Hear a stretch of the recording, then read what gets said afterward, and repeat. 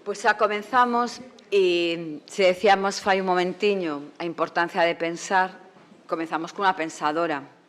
Cunha pensadora que eu non sei se me permites decir que é un pouco incómoda, porque somete os temas a perspectivas que a veces non son as perspectivas que estaban asentadas. Por lo tanto, é verdadeiramente unha pensadora, porque pensar significa ir por camiños que non están trillados e pensando, bueno, pois intentando ir aí quitando as silveiras e os toxos que van aparecendo nos novos camiños que vamos abrindo. A min, os artigos de Clara Serra sempre me fan decir, pois mira, quedarte un momento, volver a lelo, suliñar, darlle unha volta e dicir, pois sí, ou pois non, ou como me gustaría poder debatilo con ela. Sempre nos trae temas con ópticas sobre a violencia, buscando espazos ou situacións, situándose epistemolóxicamente de formas distintas. O sea, convidamos un dos temas que sabemos que estás traballando de forma intensa e que, además, como decíamos na presentación, moi importante neste momento, como é o consentimento. É dicir, un concepto con unha longa tradición na historia da filosofía, pero que salta ao debate, como sabedes, público, a través da recente lei de violencia sexual, a lei de o sí sois sí, que además significou o que trouxo un debate importante dentro do feminismo, dentro da sociedade e un posicionamento de moita xente que eu creo que irá repousando e nos permitirá, además, ver moitos fíos do que estamos falando. Ela ten moitas publicacións, a mí encántame a coordinación que tes e o teu artigo en Alianzas Rebeldes, más alas de la identidad, que está en castelán, que o recomendo. Tamén estás traballando no teu podcast na masculinidade, que eu creo que é outro desos temas que dende o feminismo sí que nos falta, non? Por ter abordado, porque temos aí os mozos diante, somos educadoras, nais, compañeiras de especie, temos unha relación coa masculinidade que pensalo dende a óptica do feminismo e da filosofía moi interesante. Ademais, comprometida coa política, que tamén iso é saber que é difícil a veces as ideas que se leen e que se escriben leválas á vida dos partidos políticos, a vida dos parlamentos, a vida das institucións. Entón, polifacética, feminista, pensadora, con experiencia política, Clara Serra abre estas jornadas falándonos do consentimento. Moitas gracias por poder achegarte. E neste momento no ADUC, que tamén é un centro de investigación co que este Consello mantén a través de Elena González e de todas as súas integrantes unhas relacións de colaboración constante. O sea que, grazas. Moitas gracias. A ver, que estaba aquí intentando poner en silencio el móvil, que no sé si lo estoy consiguiendo, pero no quiero que suene por nada del mundo. Ya. Bueno, moitas grazas y encantada de estar aquí. Es un placer. Gracias al Consello, gracias a Carme Adán, gracias a todas las compañeras feministas que estáis aquí.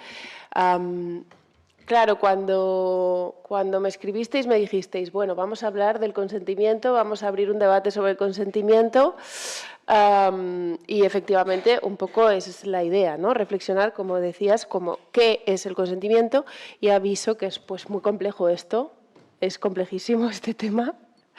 De hecho, creo que una de las primeras cosas que habría que pararnos un momento a pensar es que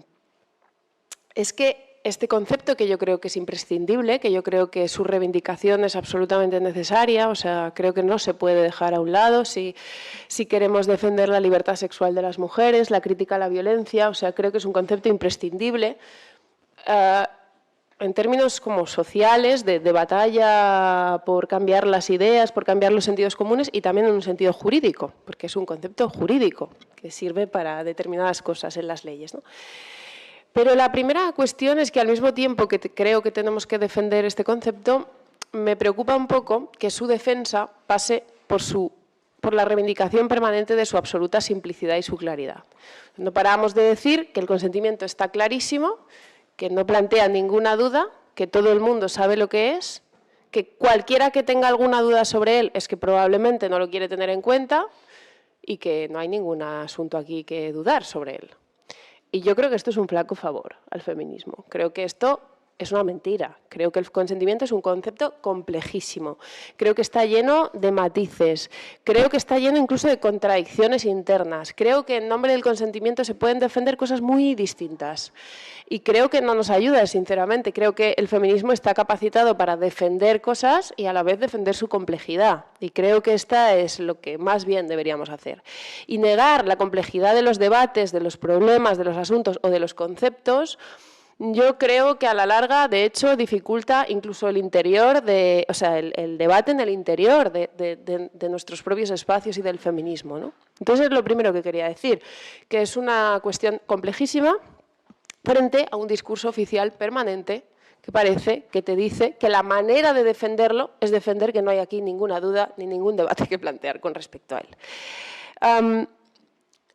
En ese sentido, yo creo que es que decías, Carmen, que a veces traigo debates incómodos. Bueno, es que el consentimiento es incomodísimo. Es incomodísimo, porque es que en cuanto empiezas a mirarlo y cuanto más lo miras, más oscuro se empieza a volver. Y el otro día hablábamos, ¿no?, con unas juezas feministas, con unas juristas, y con unos juristas también, en un encuentro como de jueces que están abordando esta cuestión y decía un juez, es que yo cuanto más lo pienso, menos claro tengo todo, ¿no?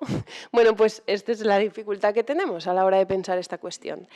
En cualquier caso, a pesar de que me parece muy incómodo por las preguntas que plantea, yo sí que creo que el debate sobre el consentimiento, la reflexión sobre qué significa esto, me parece que abre a los feminismos una oportunidad de replantear muchas cosas. O sea, creo que el debate sobre el consentimiento va ligado a debates muy profundos sobre qué entendemos que debe ser la ley, qué entendemos que es la libertad, qué entendemos cuál es la idea del sujeto que estamos presuponiendo. O sea, creo que en ese sentido es una enorme oportunidad que abordemos este debate, que hay en juego asuntos muy importantes. Y creo que los feminismos lo que tienen que aportar es un replanteamiento radical de la cultura patriarcal, de los lugares comunes, de las formas tradicionales de pensar las cosas, y el feminismo siempre ha hecho una enmienda muchas veces radical, una enmienda a la totalidad de cómo hemos pensado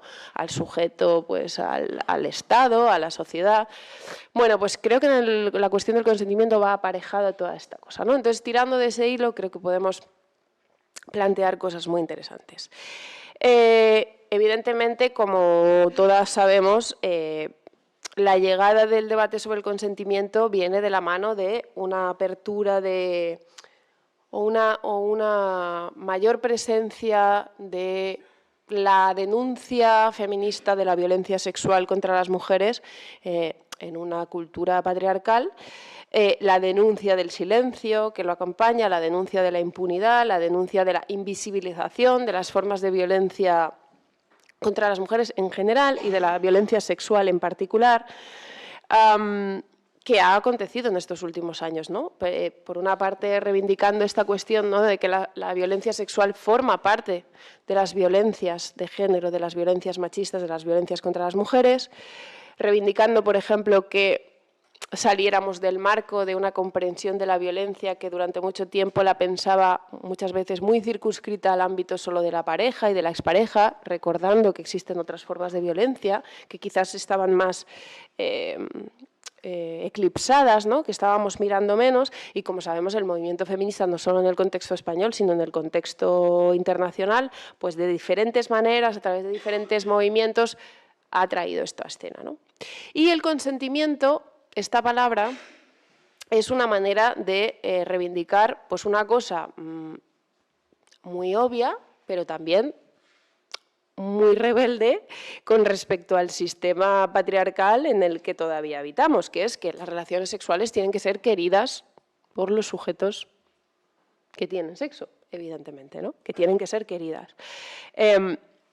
Muy obvia, pero también esta idea tan simple evidentemente se enfrenta a una cultura patriarcal donde no solamente, digamos, como que la violencia sexual ocurre en la medida en la que es una forma de violentar, ¿no?, de agredir a las mujeres, sino que el control de la sexualidad forma parte de una cultura patriarcal, o sea, y el control de la sexualidad femenina especialmente, el hecho de que se mantiene un orden patriarcal haciendo que sean fundamentalmente los hombres quienes controlan la sexualidad de las mujeres. Esto, digamos, es una cuestión central, es una cuestión que está en el chasis de una sociedad patriarcal, no es una cuestión como colateral o secundaria, ¿no?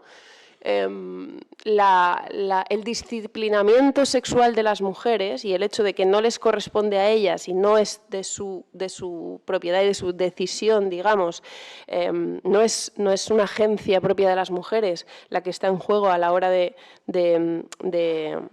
digamos, de legitimar socialmente las reglas de la sexualidad, bueno, pues esto es contra lo que luchamos, ¿no? Y luchamos, por tanto, por abrir una forma de sexualidad pues no ligada a la familia, no ligada a la reproducción, que es lo que, digamos, confronta, ¿no?, con este orden patriarcal. Y como decía antes, el concepto de consentimiento es también un concepto jurídico fundamental para delimitar la violencia. O sea, es muy importante, es el concepto jurídico que nos sirve para delimitar lo que es violencia y lo que no. Porque el derecho tiene que delimitar esto. En la medida en la que el derecho penal tiene que considerar ilícitas y además penalizar las formas de violencia contra las personas en general, las mujeres en particular, necesitamos una definición, una frontera de lo que sea la violencia sexual. Y es el consentimiento el principal concepto que ha servido para esto. La primera cuestión es que, a pesar de que a veces se dice así, no es cierto que el consentimiento esté llegando por primera vez a escena ahora en este debate social y no es cierto que esté llegando a la ley ahora. O sea, el consentimiento ha sido, digamos, el criterio para la delimitación de la violencia sexual desde los finales del siglo XIX en los códigos penales europeos. En el sentido en el que, para identificar un delito sexual, se requería que hubiera ausencia de consentimiento, ¿vale? La manera que ha tenido la ley de decir esta relación sexual no es consentida es tratar de encontrar esas cosas que suelen ir asociadas a la falta de consentimiento. Y así la ley requería que concurriera, digamos, violencia, intimidación o otras circunstancias que son pruebas de que una persona no ha consentido. Esto me parece muy importante para ubicar mejor el debate, porque a veces se plantea de una manera un poco extraña, como hay una ley que se ha centrado en la violencia y la intimidación y ahora la ley se centra en el consentimiento. Vamos a ver, la violencia y la intimidación se han tenido en cuenta en la ley en la medida en la que revelan ausencia de consentimiento.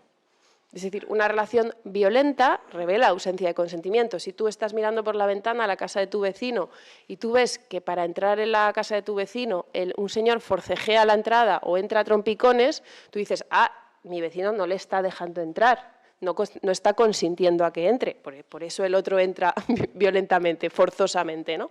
Y ahí sabes que tu vecino no le está dando autorización, ¿no? Claro, es una manera muy objetiva de revelar la ausencia de consentimiento, ¿no? Lo deja muy claro. Que haya un contexto intimidatorio, es decir, no sé, que a ti se te pregunte, oye, ¿quieres tener relaciones sexuales o cualquier cosa, ¿no? Y que se te pregunte como enseñándote un arma, una pistola, en un contexto de amenaza, de intimidación, evidentemente pone muy en cuestión que ahí se pueda consentir libremente. Los contextos amenazantes no son contextos donde podamos decir las personas libremente consienten a lo que sea, ¿no? Tampoco a la relación sexual. Y, por cierto, esto es lo que en el caso de la manada sirvió para considerar eso una agresión sexual. O sea, en un contexto amenazador, en un contexto donde hay coacción, amenaza, no se puede decir que haya una libertad, ¿no? Los códigos penales consideraron también que la minoría de edad es un periodo de la vida de las personas donde los sujetos no pueden consentir. A mi juicio, muy bien pensado. Es decir, cuando un menor de edad tiene una relación de absoluta desigualdad de poder con un mayor de edad. No se puede decir que cuando un mayor de edad le dice a un niño pequeño quieres algo, ese niño sea libre para consentir, porque la desigualdad de poder entre las dos partes es tan grande que el consentimiento tiene que considerarse imposible. Y por eso establecemos una edad legal de consentimiento y decimos a partir de determinada edad los sujetos podemos considerar que son libres de dar o no dar su consentimiento. También, evidentemente, las leyes consideraron que una persona que no está con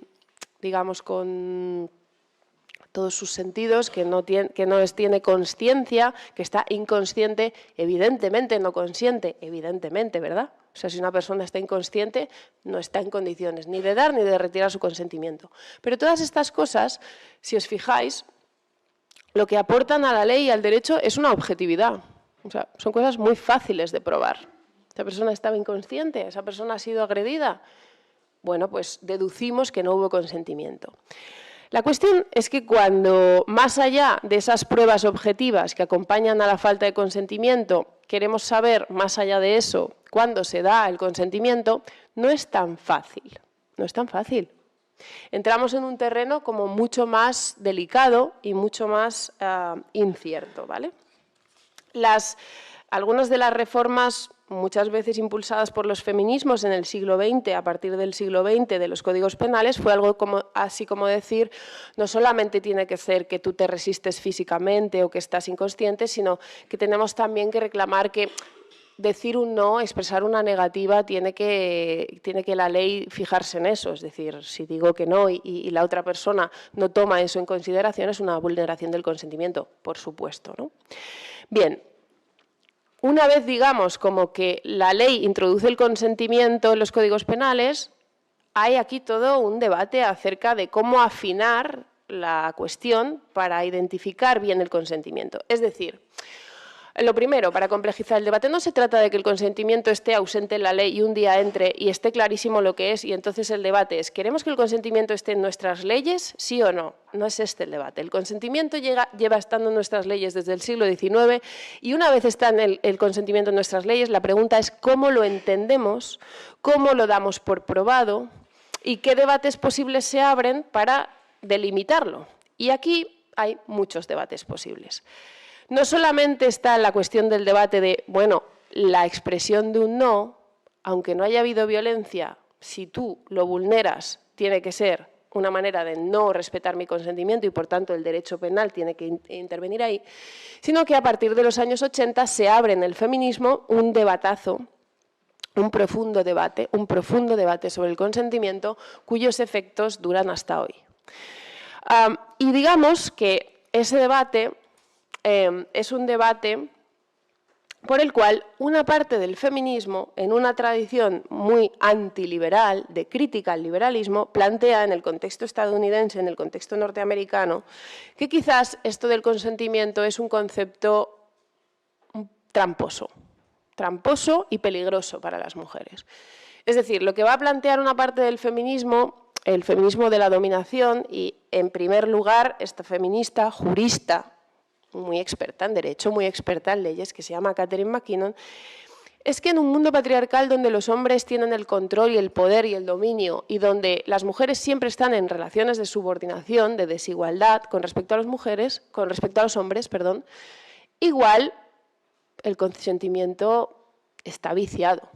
El consentimiento es siempre un poco una ficción. Es decir, cuando los hombres tienen el poder y el dominio y las mujeres están en posiciones subalternas, ¿realmente las mujeres son libres de decir que sí o que no a las proposiciones de los hombres? Ella lo empieza planteando en el contexto de las relaciones laborales y de las relaciones de un jefe y una trabajadora que depende de ese jefe, ¿no? Jefe. En el ámbito laboral y en un ámbito laboral donde además de relación jefe-empleado es jefe-hombre, empleada-mujer, ¿no?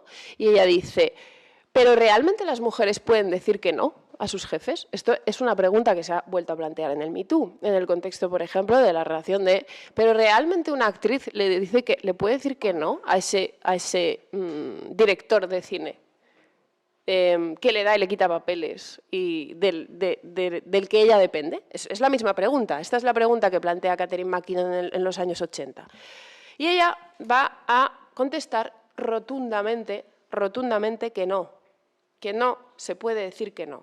Que en un contexto donde hay una desigualdad de poder así, las mujeres no pueden decir que no. O lo que va a decir es, el consentimiento está viciado. Está viciado de partida.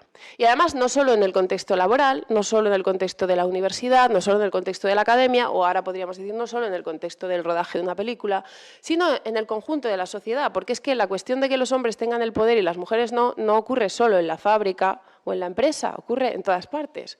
Entonces, Catherine McKinnon va a decir que es una mirada profundamente liberal, incluso patriarcal, el concepto mismo de consentimiento.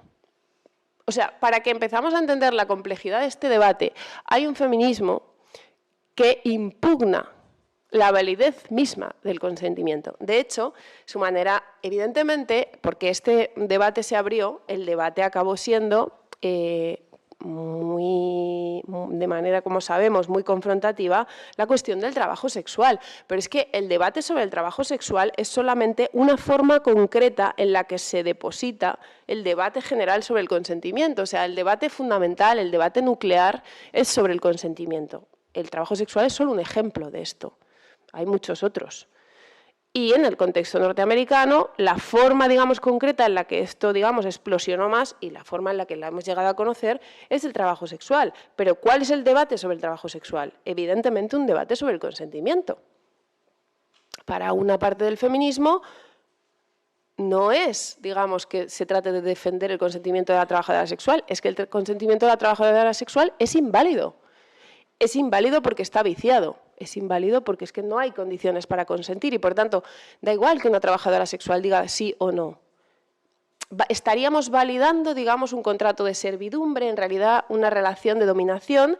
Por tanto, ojo, en los términos del feminismo norteamericano de la dominación y de esta perspectiva abolicionista, no es el consentimiento el que tenga que estar en el centro para dirimir esta cuestión. Tiene que salir del centro.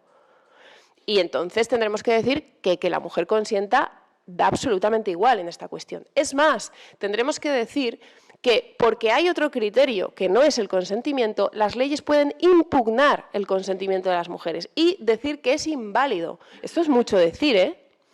Hay otro feminismo que dirá, no, el criterio para decir que algo es violencia, incluyendo el trabajo sexual o el sadomasoquismo o la pornografía o cualquier otra cuestión, es que la mujer haya consentido o no. Ese es el criterio. Y por tanto, evidentemente, cuando hay coacción y amenaza, hay un trabajo sexual violento y entonces la ley tiene que prohibirlo. Cuando no lo hay consentimiento y la ley no tiene nada que decir. El debate fue el trabajo sexual, pero el debate también fue el sadomasoquismo y muchas otras cosas. Lo primero para decir que no es cierto que las feministas estén de acuerdo con el consentimiento, están radicalmente en desacuerdo con respecto a cómo se entiende el consentimiento. Y la pregunta, yo creo, una de las preguntas con las que entender esto, es muy buena pregunta, ¿se puede decir que no o no se puede decir que no en este mundo? Esa es la pregunta.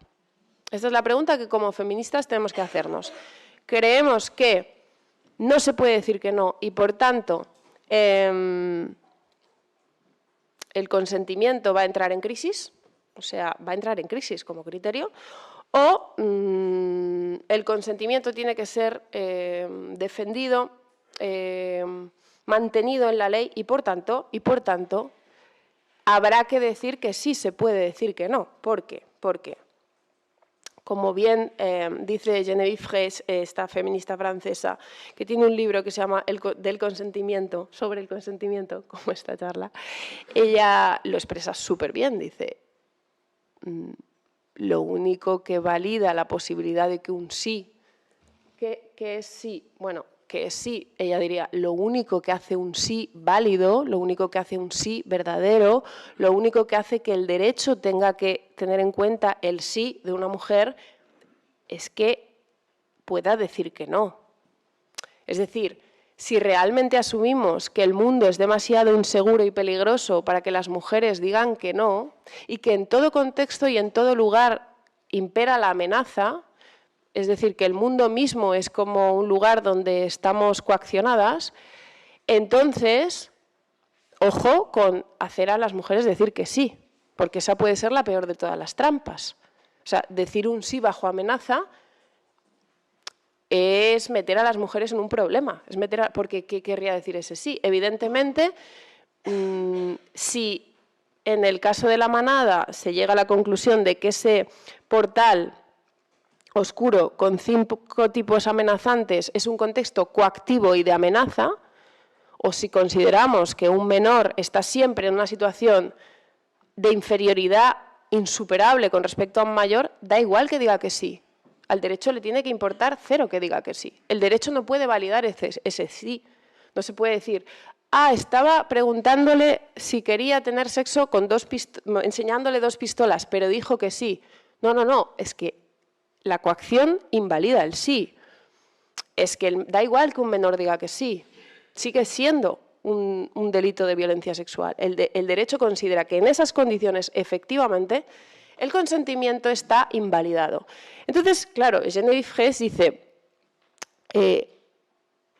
lo único que hace que un sí pueda ser validado es que se pueda decir que no. Esa es la prueba de que el sí es verdadero, es válido, es auténtico, es libre. Ahora decimos muchas veces, no se puede decir no, se tiene que decir sí, pero ese sí tiene que ser libre. O se dice muchas veces, tiene que ser revocable. Vale, pero ¿cómo es revocable un sí? Un sí solo es revocable si acto seguido puedes decir un no. O sea, no hay más vuelta de hoja, ¿eh? O sea, si no puedes decir un no acto seguido a decir un sí, el sí es una trampa mortal. Porque se dirá, es que dijiste que sí, ¿no? O como dice Geneviève Hess, no se puede considerar que las mujeres fueran libres de decir sí quiero en un matrimonio, al menos no hasta que podían divorciarse al día siguiente. Si no se puede divorciar una mujer, entonces no se puede casar libremente. Y lo que pasó en la historia del matrimonio es que las mujeres durante muchos siglos dijeron sí quiero, y ese sí no fue libre, y después conquistaron el derecho al divorcio. Y podemos decir entonces que el sí quiero es mucho más libre, pero porque se puede decir un no.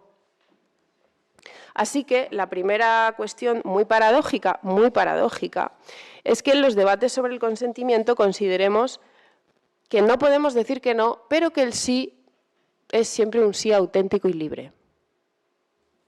Yo creo que esto es paradójico.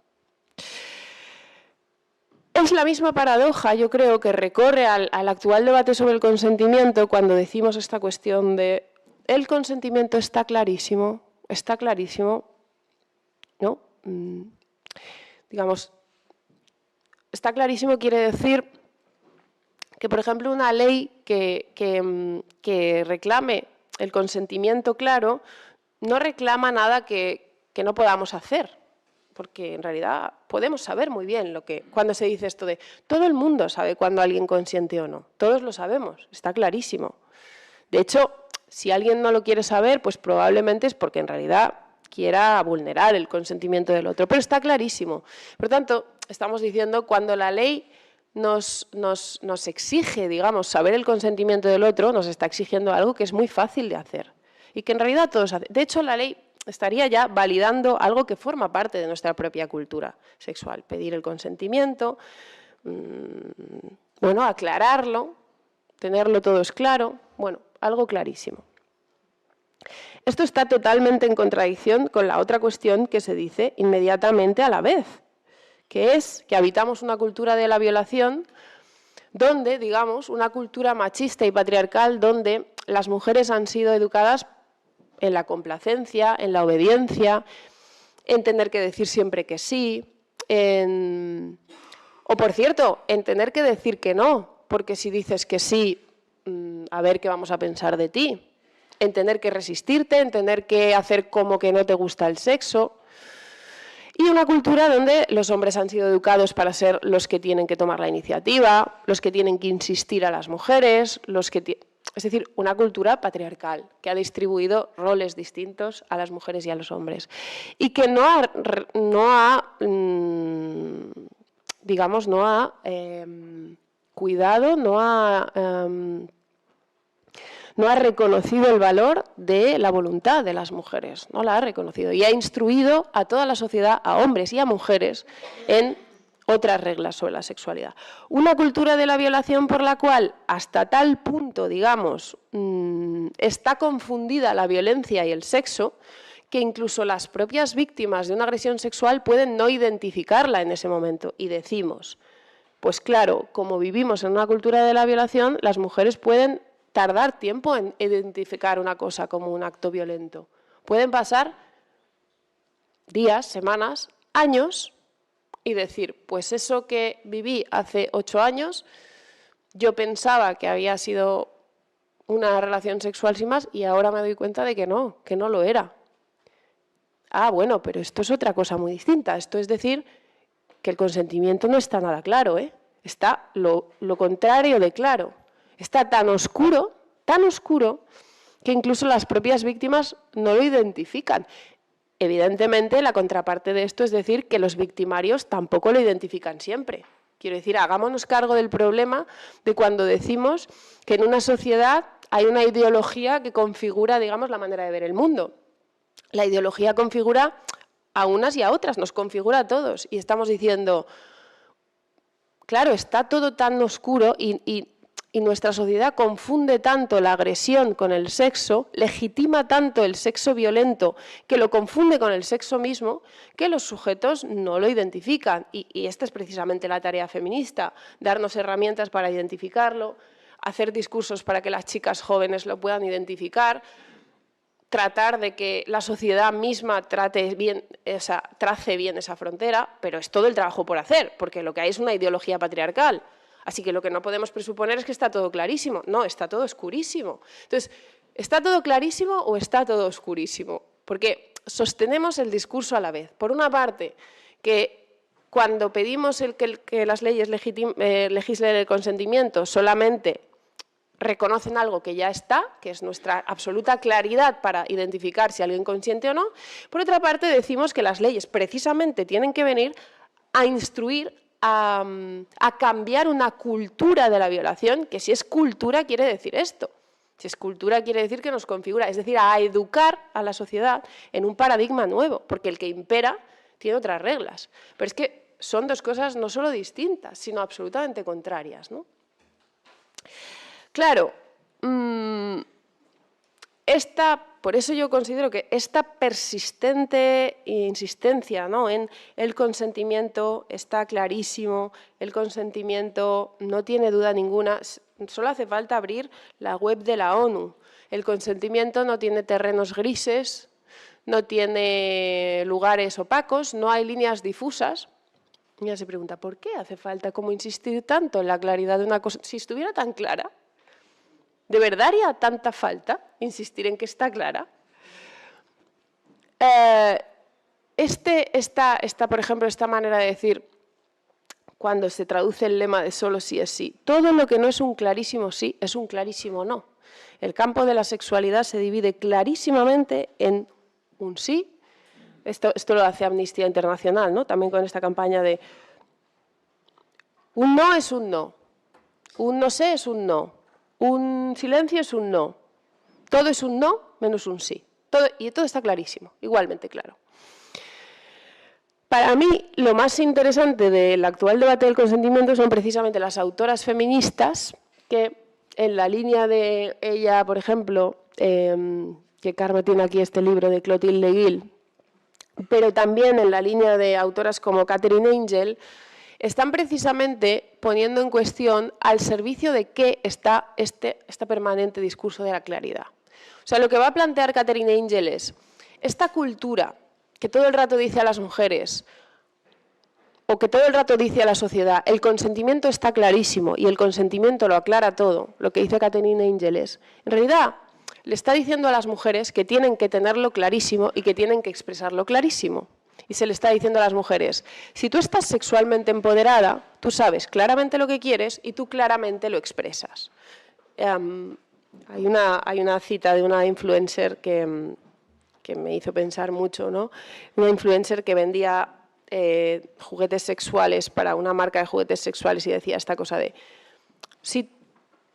Tú cuando te encuentras con alguien lo que tienes que hacer es decir lo que quieres. Entonces, compañera, amiga, tú si quieres un marido, lo dices. Si quieres un polvo de una noche, lo dices. Si lo que quieres es alguien que te acompañe los domingos, lo dices. Si lo que quieres es algo romántico, lo dices. Si lo que quieres es una relación pasajera, lo dices. Porque si no lo dices, luego vienen los problemas, ¿no?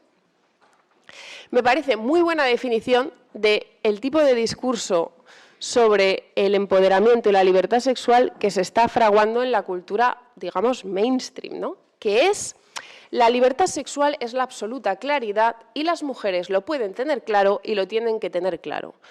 La respuesta que están dando las autoras, que en la onda de, creo, un poco en el diálogo con el psicoanálisis están diciendo es: esto está cargando en el peso de las mujeres una exigencia de claridad que es una trampa mortal para las mujeres y que en realidad se vuelve contra las mujeres. Es decir, no, en el terreno del sexo no todo está clarísimo. En el terreno del sexo no siempre sabemos lo que queremos. En el terreno del sexo a veces queremos una cosa y a veces de pronto nos damos cuenta de que no. Y en el terreno del sexo no es cierto que todo lo que no sea un sí clarísimo es un no. Existe el no sé, existe el ya veré, existe el pues estoy explorando. Es decir, esta pretensión de claridad, en el fondo, al final, va a hacer a las mujeres culpables de no clarificar una cosa que para algunas autoras es en el fondo muy difícilmente clarificable y que tiene que ver con la oscuridad misma de la sexualidad. Y en realidad tiene que ver con la, digamos, con el imperativo de volver transparente el sexo, como si el sexo no se resistiera a eso. O podríamos decir, como si no existiera deseo en el sexo, que es una manera de contar lo mismo. Cualquier perspectiva psicoanalítica lo contaría así. El deseo es una cosa que no es clara, el deseo es una cosa que no es consciente, el deseo es una cosa que no se sabe. Es decir, el deseo, la gente no sabe cuál es su deseo. No es tan fácil saber el deseo. Bueno, para eso escribió Freud y Lacan todo lo que escribieron. Pero bueno, más allá de Freud y Lacan, el deseo tiene que ver con cierta inconsciencia. Y vaya, resulta que en el terreno de la sexualidad el deseo está aquí en escena. Si en algún terreno está el deseo y el problema que el deseo comporta es en el sexo. Y esto va a dificultar bastante las cosas. Porque estamos haciendo un discurso, en nombre del consentimiento, estamos haciendo un discurso que en realidad es un discurso sobre el deseo y que dice que el deseo es perfectamente clarificable, que los sujetos pueden llegar y pactar sus deseos, ponerlos sobre la mesa y decir, mira, yo deseo esto, tú deseas esto, todo está clarísimo, y hacemos un pacto, hacemos un contrato a la vista, un contrato transparente, da igual que sea un contrato firmado, un pacto. ¿Pero esto se puede hacer en el terreno del sexo? O sea, la dificultad del consentimiento, el hecho de que no esté tan claro, el hecho de que no sea una cuestión sencilla y fácil, radica exactamente aquí. El sexo no es transparentable, no es iluminable. Y por tanto, por cierto, se puede consentir a cosas que después a veces no son placenteras, no es lo que uno deseaba, a veces son desagradables. Esto es perfectamente posible. Es perfectamente posible decir que sí y consentir a una cosa y que tu deseo pues, no fuera por ahí, que tu deseo de pronto se dé cuenta de que eso pues, no le gustaba. O puede pasarte que en el transcurso de una relación sexual algo que no sabías que deseabas, de pronto descubres que lo deseabas. También el sexo hace eso, que descubras a través del otro algo que tú misma no conocías. Y esta es la dificultad que nos obliga a pensar esto con muchísimo más cuidado, yo creo. Porque si ocurre eso, entonces ocurre que en efecto las mujeres podemos consentir a cosas, como digo, que no son las que enlazan con nuestro deseo necesariamente. Y si construimos un discurso de la transparencia y de la claridad, lo que va a decir Katherine Angel es, estamos haciendo a las mujeres culpables y responsables, por ejemplo, de un sexo indeseado, anodino, incluso desagradable, molesto, como si no hubieran consentido bien, como si esa fuera su responsabilidad. Es que el consentimiento no te libra, dice ella, del mal sexo. Ella lo dice así, su libro se llama Mujer y deseo en la era del consentimiento, pero se llama El buen sexo mañana. Y dice esta cosa de el sexo deseado y el buen sexo, en el sentido de, es una expresión de Foucault, pero el sexo deseado y el sexo consentido y el sexo deseado no son la misma cosa. Entonces, aquí es la siguiente pregunta que creo que se abre para los feminismos, y voy a ir acabando para que podamos debatir. Si la primera yo creo que tiene que ser, oye, ¿pero se puede decir que no? ¿Qué pensamos como feministas? ¿Pensamos que se puede decir que no o no se puede decir que no? Pues yo creo que aquí los feminismos puede que se dividan en la respuesta a esta pregunta. Hay un feminismo que dirá que no, nunca se puede decir que no, y yo creo que hay otro feminismo que dirá a veces no se puede decir que no, pero otras veces se puede decir que no, y es muy importante resguardar la posibilidad de decir que no. De hecho, como os decía antes, la posibilidad de decir que no es inseparable de la libertad sexual de las mujeres. Y el momento en el que digamos que nunca es posible decir que no, la hemos abandonado. Vale, esta es una de las preguntas que yo quería poner aquí y que creo que sobre el consentimiento se abren en el interior de los feminismos. La otra pregunta que creo que se abre en el interior de los feminismos es, cuando decimos consentimiento, ¿queremos decir deseo? O sea, ¿el consentimiento y el deseo tienen que coincidir? ¿Son la misma cosa? ¿O son cosas diferentes? Y aquí también va a haber distintas respuestas a esto. Hay feministas que van a decir, no, consentir y desear no son la misma cosa. La autora de este libro lo dice, Katherine Angel lo dice, en general Judith Butler lo dice, y otras feministas van a decir, no, consentir y desear han de ser la misma cosa, son la misma cosa. Y por tanto, el derecho no solamente en realidad le tiene que importar que las relaciones sean consentidas, sino que sean deseadas. Y por tanto, la cuestión es si los besos son deseados, si las miradas son deseadas, si las fotos son deseadas, y por tanto tiene todo el sentido ir sustituyendo la noción de consentimiento por la noción de deseo. Y por tanto al derecho le tiene que importar si el sujeto deseó. Creo que esta es una pregunta complejísima, porque efectivamente creo que es absolutamente irrenunciable para la libertad sexual que reivindiquemos, defendamos profundamente, que es el querer de las mujeres el que tiene que estar en el centro, ¿no? Pero el querer es una cosa muy compleja. Los sujetos pueden querer de distintas maneras posibles. Los sujetos pueden querer una cosa en un sentido y otra cosa en otra. ¿Cómo pensamos el sujeto? Una buena pregunta para el feminismo. ¿Cómo pensamos el sujeto? ¿El sujeto es siempre coherente? ¿El sujeto siempre está de acuerdo consigo mismo? ¿O el sujeto puede querer de distintas maneras a la vez?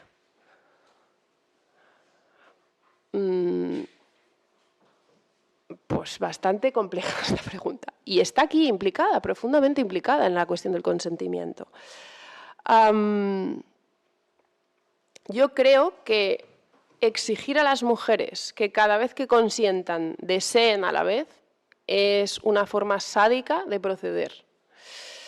Y creo que se pueden construir discursos aparentemente muy bonitos y muy emancipadores que supuestamente pongan el deseo en el centro, que se vuelvan un arma arrojadiza contra nosotras.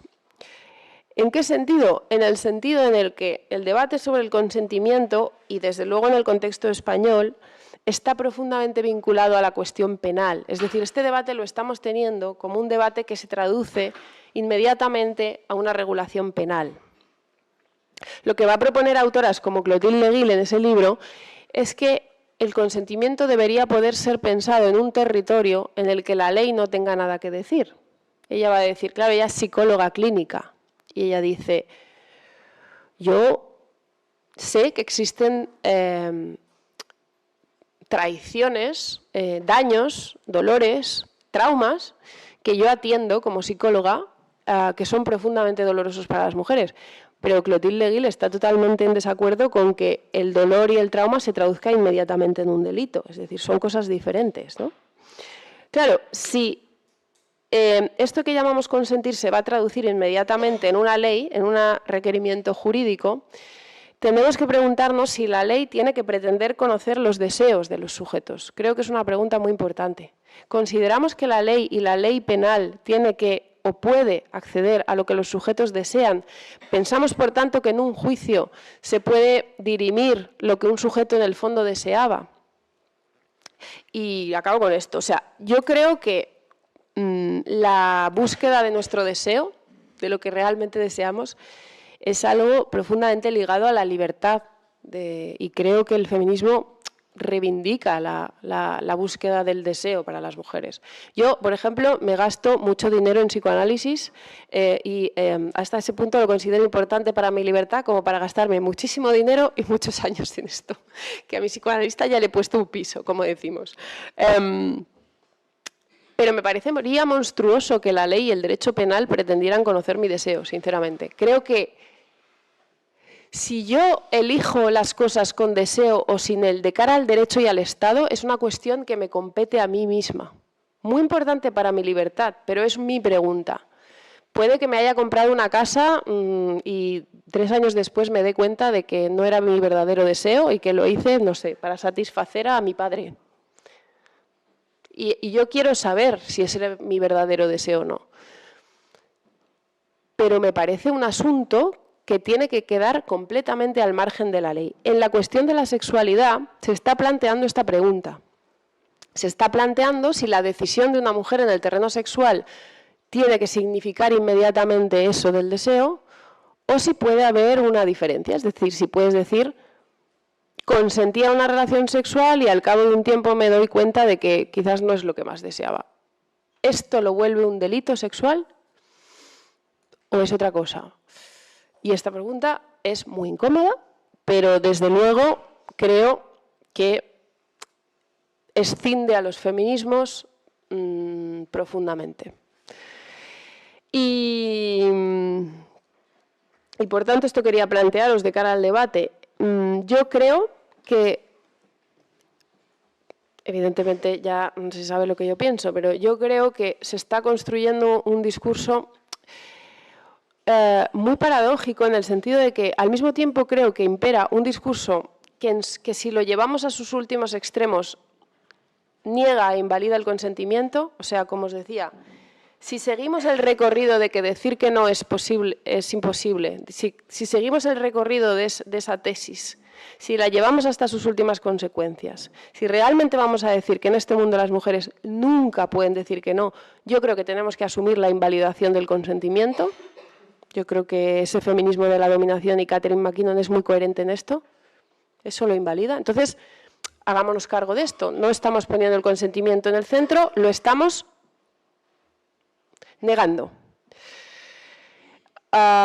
Y, por tanto, yo creo que se está produciendo ese discurso y al mismo tiempo se está produciendo el discurso del consentimiento es facilísimo, clarísimo y transparente. Y esto es muy paradójico.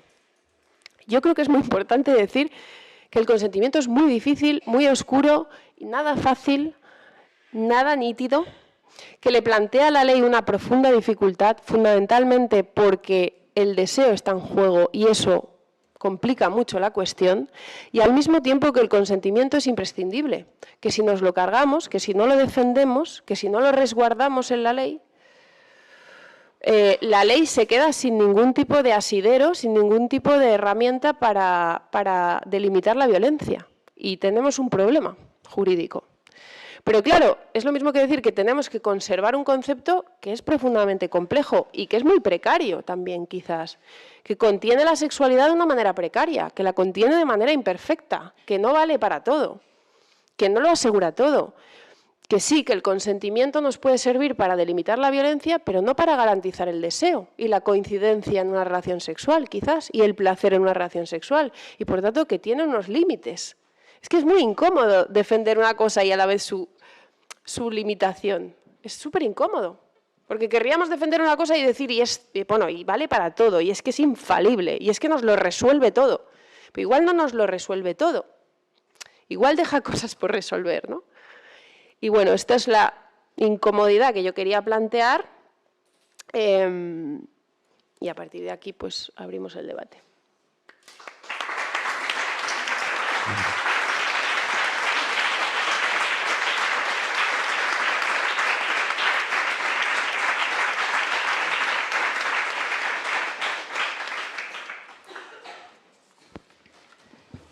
Estaba prometido que teníamos preguntas incómodas, así que ahora te des vos turno para preguntas o incluso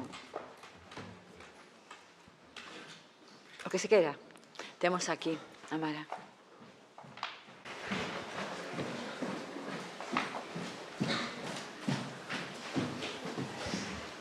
Hola, bueno, moitas grazas pola palestra, foi super interesante. Y justamente lo que decías esto de que se nos carga a nosotras con tenerlo todo clarísimo y así, bueno, yo trabajo en la Facultad de Derecho y cuando se promulgó la ley sí que me acuerdo de que se comentaba entre los profesores, señores, además, ¿no? Desde un posicionamiento únicamente jurídico, que bueno, yo discrepo absolutamente de que el debate jurídico no es político, pero bueno, que sí que se comentaba mucho, ¿no? Cómo iban a hacer las mujeres en el proceso con la carga de la prueba, ¿no? Porque es que al final llegaban a la misma conclusión que llegan pues estas autoras que comentabas, porque decían que al final se le está obligando a la mujer a probar que dijo que no o que dijo que sí. Entonces, bueno, me pareció como interesante, ¿no? Porque aunque bueno, que al final el debate sobre si nosotras tenemos que al final también demostrar que dijimos que no o que no dijimos que sí. Entonces se queda en ese ámbito gris que no se sabe si fue que sí, que no. Y después, por otro lado, también el otro día escuchaba hablar a una médica forense, ¿no? Con todo el tema de la sumisión química. Claro, que muchas veces, pues también hablando dentro de los procesos penales, que hay vídeos, ¿no? Y en los casos de sumisión química, la propia víctima participa activamente del encuentro o incluso dice que sí. Y después es muy difícil encontrar esa droga en el cuerpo de la mujer. Entonces, claro, bueno, me pareció interesante porque ahí ¿qué hacemos? Invalidamos también el consentimiento, pero no es tan fácil probarlo. Y bueno, nada, era simplemente una reflexión de que al final yo sí que creo que sí que se está cargando mucho a las mujeres con que tengamos que tener todo clarísimo, decir que no o decir que sí. Y bueno, nada, me parecía interesante.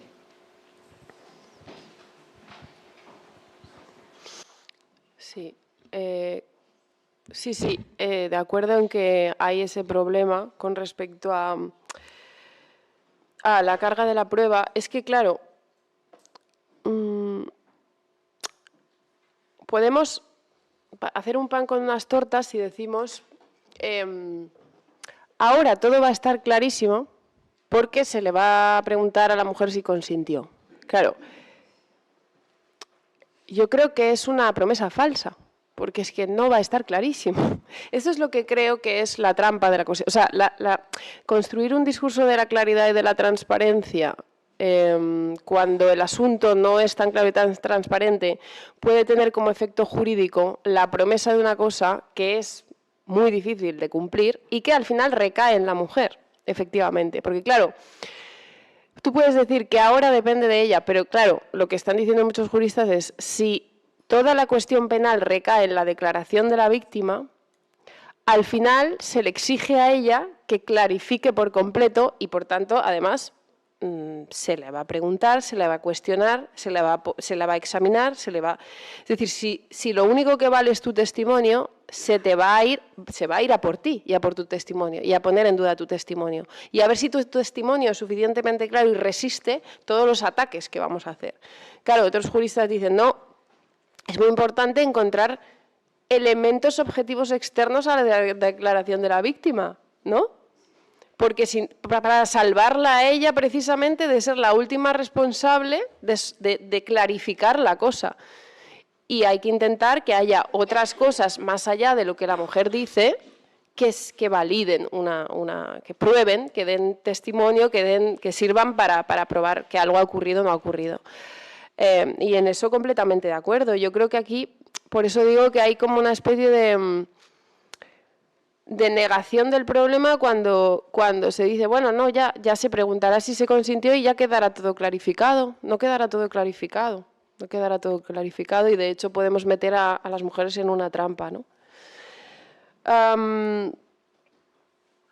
Yo aquí creo que muchos juristas están diciendo esta cosa de es muy importante también de cara como a un derecho que tenga medios, que tenga herramientas, que haya un trabajo por parte de, pues muchas veces de la policía, ¿no? De buscar, recabar ese tipo de pruebas, y que también un derecho como sin recursos y tal suele ser más perezoso en eso. Quiero decir que también hay una cierta tendencia a la comodidad de, bueno, todo depende del testimonio de la mujer y por tanto no haremos ningún otro trabajo de búsqueda de pruebas, y al final se ve una mujer en un juicio sometida a examen a sí misma, claro, porque es lo único que hay, así que va a ser puesta en cuestión totalmente, pero sí, total. Yo también diría que en la línea de lo que planteábamos antes, de lo que planteabas antes, Carmen, de la cuestión de la justicia restaurativa, me parece muy importante no engañar a las mujeres con respecto a lo que va a ocurrir en un proceso penal. O sea, en un proceso, como dicen algunas juezas, ¿no? Como en un proceso penal, claro que se te va a poner en cuestión, se te va a poner en cuestión. Y eso hay que saberlo. Porque si no parece que, digamos, como que la sociedad le promete a las mujeres que la vía será una resolución vía penal, que muchas veces no es, y muchas mujeres dicen, vale, si lo sé, no denuncio, porque claro, las expectativas depositadas en ese lugar son defraudadas, y son defraudadas muchas veces porque efectivamente, si la única prueba para mandar a un tipo a la cárcel es un testimonio de una persona, se va a llevar ese testimonio a su cuestionamiento, Así va a ser. Y eso es lo que tiene que hacer en parte un tribunal. Y entonces es mejor, digamos, que sepan eso. Y es mejor también que sepan que la justicia no trabaja para la restauración de las mujeres, trabaja para ver si a fulanito se le mete en la cárcel con suficientes pruebas. Pero le da absolutamente igual a un tribunal si eso la restaura a ella o no. Le da absolutamente igual. No es la tarea de ese tribunal. Y, por tanto, muchas veces el trabajo restaurativo con las víctimas no va por la vía de ese proceso judicial. Y, por tanto, las feministas creo que tendremos que reflexionar sobre cómo ponemos en marcha como maneras de acompañar a las mujeres en una línea restaurativa, que la línea restaurativa muchas veces es que no es lo que se consigue en el proceso penal. Y estamos, como yo creo que obturando eso, dejándolo de lado, ¿no? Y por eso me parecen muy interesantes las voces de juristas que están diciendo muchas veces la mujer necesita una serie de cosas que no se atienden en un proceso judicial y que no estamos atendiendo como sociedad porque no las estamos poniendo en marcha, ¿no? Y con respecto, claro, a lo de la sumisión química, pues un problemón, pero evidentemente, en términos teóricos, como decíamos antes, un sí dicho en condiciones de sumisión química es un sí que debe ser invalidado. El derecho debe invalidarlo, ese sí no debe valer, claro, pero tiene que probarse, ¿no?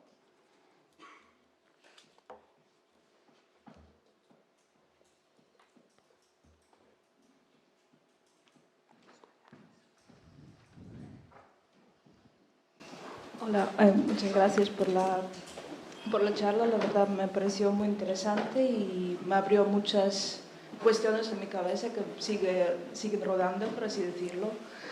Y quería comentar sobre, quizás porque me pareció súper interesante el tema del deseo, porque me estuve cuestionando yo misma mientras estabas hablando sobre hasta qué punto los deseos que tenga yo personalmente, yo no digo de todas las mujeres, sino esta persona de aquí, no,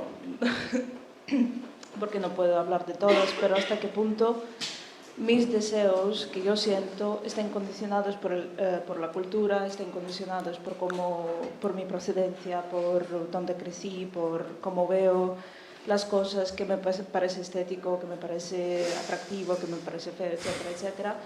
Pero es que vivimos en una sociedad donde las cosas que yo desee no pueden, o algunas de ellas pueden estar en contra de las cosas con las que yo consiento. Porque yo como mujer, como mujer que apoya a otras mujeres, etcétera, etcétera, a la cual le gustan otras mujeres, puedo tener mi código moral que es muy diferente con lo que puedo desear o no. Y yo espero que no soy la única en esto. O sea, porque si no quedaría muy mal. Y por eso me parece muy importante de que, o sea, la frase que dijiste sobre que el derecho no necesariamente tiene que entrar en absolutamente todos los rincones de nuestra vida privada, nuestra cabeza, nuestra alma, sí que es importante definir para los procesos jurídicos, penales, etcétera, lo que es el consentimiento, pero lo que es deseo creo que es un poco peligroso decidirlo, porque yo me voy a sentir muy culpable que si en mi vida privada de repente deseo una cosa que en teoría, si lo pones en papel, va a decir, por ejemplo, invalidación de una mujer o pues menosprecio de una mujer, que a lo cual no, o sea, no es que me parece bien, pero en otros contextos puede parecer atractivo, y con eso como vivo. O sea. Claro.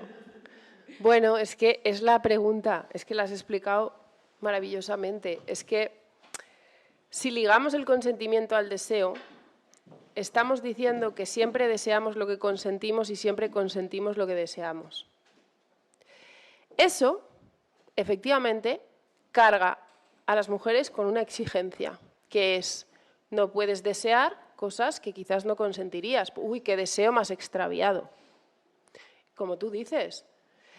Y la pregunta es, pero vamos a ver, ¿la libertad sexual de las mujeres no pasa porque las mujeres tengamos derecho a un deseo tan poco decidido y tan oscuro y tan incierto y tan ajeno a nuestra decisión y nuestra libertad como la de los hombres? O sea, ahora mismo, ¿qué estamos diciendo? ¿Que las mujeres, su deseo es correcto? Como si hubiera sido objeto de nuestra voluntad, que por cierto es completamente incompatible con la primera cuestión que tú decías. Si somos feministas, entiendo que una de las cuestiones que tendremos que decir es que el poder también configura nuestros deseos. ¿O qué? ¿O llevamos un impermeable? O sea, ¿qué tipo de visión del sujeto y del patriarcado es esa? Evidentemente que el poder nos configura, evidentemente. Es que ese es todo el problema. Y evidentemente que nosotras no decidimos nuestro deseo. No llegamos un día y decimos, pues a mí me va a gustar desear en la vida esta cosa. No es así. No es fruto de la voluntad, no es fruto de la decisión. Claro, este es todo el problema del poder, que nos cala, que nos configura. Y entonces, si es así, entonces las mujeres tienen deseos no decididos. Que en el terreno de la ficción y de la imaginación, yo creo que sería muy mala idea culpabilizar. Creo que, de hecho, la cultura patriarcal hace eso. Nada es más peligroso para una cultura patriarcal que un deseo incivilizado de las mujeres, que un deseo peligroso de las mujeres. Así que las mujeres que deseen bonito, bueno y que deseen poquito. Los hombres sí, tienen deseos turbios, oscuros, agresivos, pero las mujeres no tienen deseos agresivos. Son todos amorosos, son todos, vamos. Pero bueno, ¿esto qué es? Ahora, si tenemos derecho a un deseo sin esas reglas, entonces tendremos que tener también derecho a veces a decidir cosas en contra de nuestro deseo. Claro que sí, como todo sujeto complejo. Y entonces una mujer puede decir, a mí esto me parece sexualmente, algo me hace, algo tiene que ver con mi deseo, pero yo esto no lo elijo. Eso es ser un sujeto mayor de edad y eso es ser un sujeto complejo. Ahora, si defendemos eso, entonces el consentimiento no es el deseo.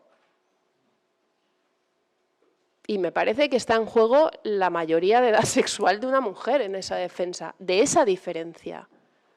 Entonces, ¿qué nos jugamos cuando queremos hacer coincidir todo el rato el deseo? ¿Qué nos jugamos todo el rato cuando decimos, no, el consentimiento es lo mismo que el deseo? Y hacemos estos discursos de el consentimiento es ese sexo dialogado, pactado, ¿cómo se dice? Consensuado. O sea, en esa, digamos, defensa de que lo que las mujeres desean es ese sexo como, no sé, es que yo veo Instagram y no paro de ver esta cosa de el consentimiento es el consentimiento entusiasta. Es decir, esas cosas a las que deseas profundamente. Bueno, el consentimiento entusiasta es una manera de decir consentimiento con deseo. Es lo que dice. Y dices, ¿y no puedes consentir sin entusiasmo? O sea, claro, no, y sobre todo va a venir un juez a decirte si consentiste con suficiente entusiasmo. Es que es muy preocupante eso. Pero estamos haciendo esos discursos, ¿eh? Entonces, no tenemos que defender las mujeres que quizás el consentimiento tiene que medirse de una manera en la que nuestro deseo pueda quedar a resguardo de eso y que sea asunto nuestro, efectivamente, ¿no?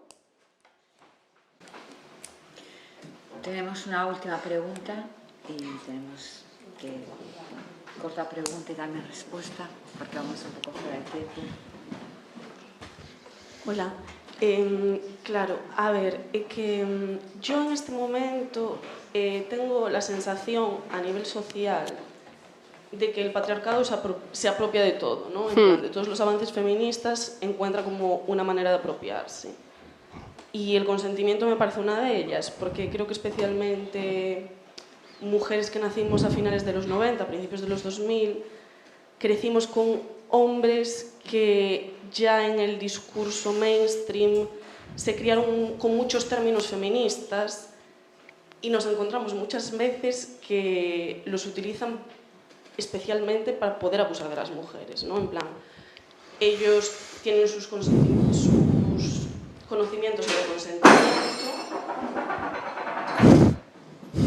y sobre que una mujer, claro, tú dijiste que sí, ¿no? Y yo te pregunté, pero claro, a lo mejor las condiciones en las que tú me preguntaste, entonces me parece como una trampa mortal, ¿no? El consentimiento muchas veces, pero yo, por ejemplo, no considero que el deseo y el consentimiento sean lo mismo, pero también pienso que centrarse solo en el deseo es algo muy peligroso, ¿no? Porque, no sé, tengo la sensación de que se nos exige una perfección en todo. Es como que tenemos que ser perfectas y coherentes y tener todo clarísimo para merecer no ser abusadas, ¿no? Sí, total.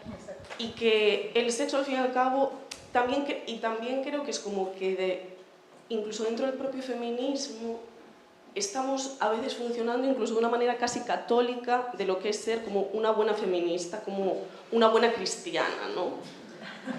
Y a mí, yo es que, no sé, me asfixia un poco, pero lo que quería abrir un poco es si el deseo es necesario en el sexo, porque creo que eso también tiene que ver con una también quizás noción más religiosa de lo que es el sexo y de que tiene que ser algo súper importante que tú tienes que desear con todas tus fuerzas cuando, hombre, no sé el resto de las personas que están aquí, pero a mí a veces digo, bueno, pues a ver qué pasa, ¿no? A lo mejor está divertido, pero tampoco es que yo diga, oh Dios mío, este desconocido es, vamos, me va a solucionar la vida, es lo que yo más deseo profundamente, ¿no? Entonces, no sé, es un poco como abrir eso, ¿no? El deseo verdaderamente es necesario en el sexo. Con respecto a la cuestión de lo que dices de la exigencia, creo que esa es la cosa, ¿no? Como que si a las mujeres se nos exige desear y consentir a la vez, que sean la misma cosa, a mí me parece que se nos está diciendo, sé un sujeto coherente si quieres que las leyes te protejan de la violencia. O sea, estate de acuerdo contigo misma. Sí. Claro, lo que plantea Catherine Angel en el libro que os he dicho es, pero las mujeres no tenemos derecho a la contradicción y se nos tiene que hacer eso exigencia a costa de ser protegidas de la violencia. No, a mí se me tiene que proteger de la violencia con independencia de que yo pueda tener mis propios conflictos internos. Lo que yo no voy a aceptar es ese peaje. Entonces, cuando a las mujeres se les hace esa exigencia de claridad, es como lo que os he dicho antes de, tú si vas a una cita, di lo que quieres y di lo que quieres. Y si no dices lo que quieres, vienen los problemas.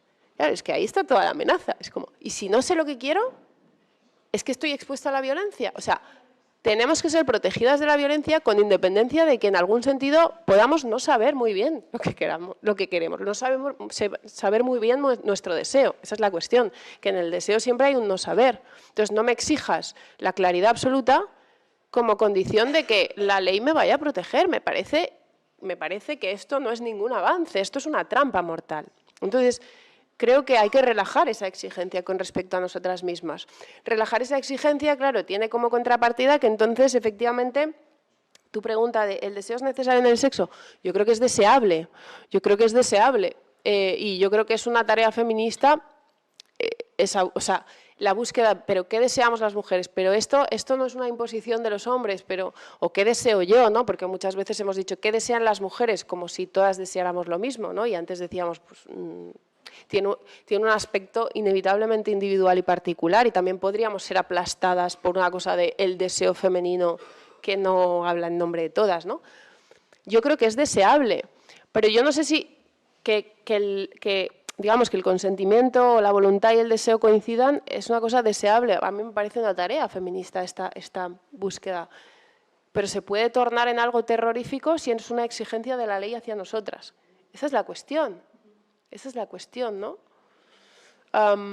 Y efectivamente sí, creo que tendremos que asumir que a veces se tiene sexo con más deseo o con menos deseo y que eso no es exactamente lo mismo que no sea consentido. Y por cierto, que los hombres a veces tienen sexo con poco deseo, porque entre otras cosas, a ver si abrimos también para la libertad sexual nuestra y la ruptura de las exigencias de género, la idea de que los hombres desean siempre el sexo, porque esto es mentira. Otra cosa es que tengan y que el relato sea un hombre de verdad siempre desea el sexo. Perdona, a lo mejor también lo que tenemos que decir es, oye, hay muchas mujeres que tienen más ganas de tener sexo que su pareja masculina, pero de esto no se puede hablar. Porque esto, vamos, ¿no? Porque es culpa tuya y porque es una vergüenza para la idea de masculinidad, pero es que, ¿no? Ellos también tienen a veces relaciones sexuales no les apetece tanto como a nosotras. Hay que romper, digamos, yo creo que estos clichés y esas ideas preconcebidas.